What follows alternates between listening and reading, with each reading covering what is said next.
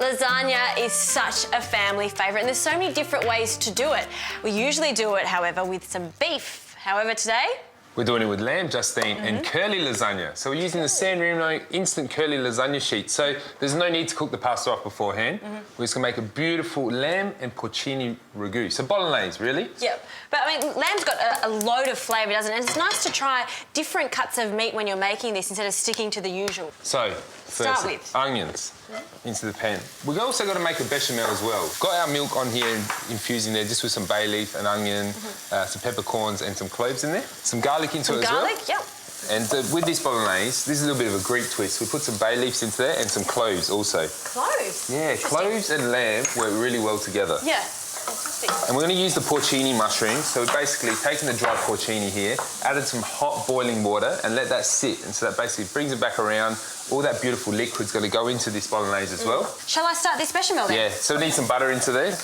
In with our lamb mince. And what I like to do with any mince, making any type of bolognese, Justine, I just crumble it with my hands just to help that process and speed it along. Okay, so that butter's melted nicely now. I'll just add the flour.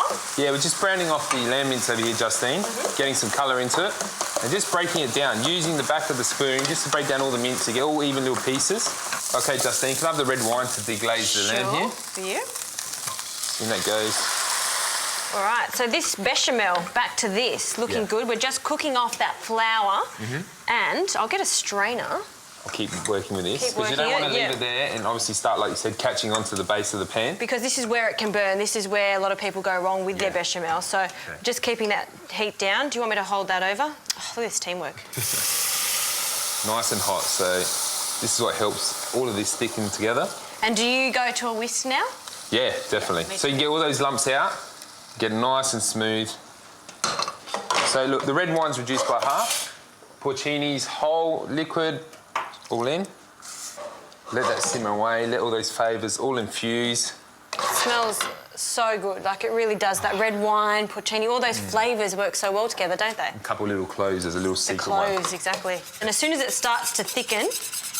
And you slowly want to bring that back to the boil. You know, people put it on high heat and they expect it all just to dissolve and you have this perfect bechamel. It doesn't work like that. Try my tomatoes, please, Justine. There we go. So just crushed canned tomatoes? Yep, standard crushed tomatoes. And how long are we going to cook this off for? We've been cooking this for about at least 25 minutes. But the thing about it is you've got to make sure that you cook out that red wine. That's the key with this nice bolognese. Yep. All right, so 25 minutes to cook that. The bechamel's ready to go. We've got some cheese ready to go. And then I guess it's putting it all together. Yeah.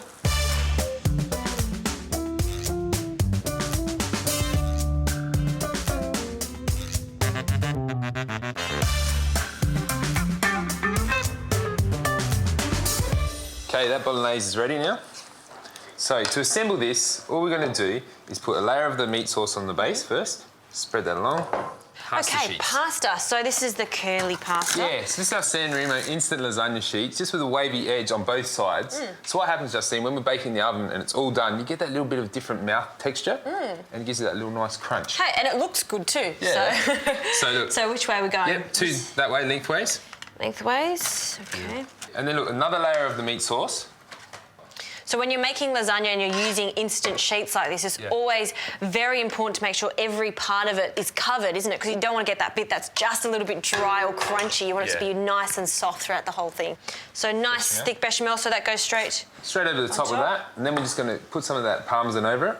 Look at this. That's a nice bechamel you've done there. Thank you. Nice and thick and rich. Oh. Making sure I cover all those spots. Okay. Parmesan. And so you didn't put the parmesan in the bechamel? No, I like it to cook like that. So then it obviously just oozes into there and goes all the way through the lasagna. Okay, so more sheets.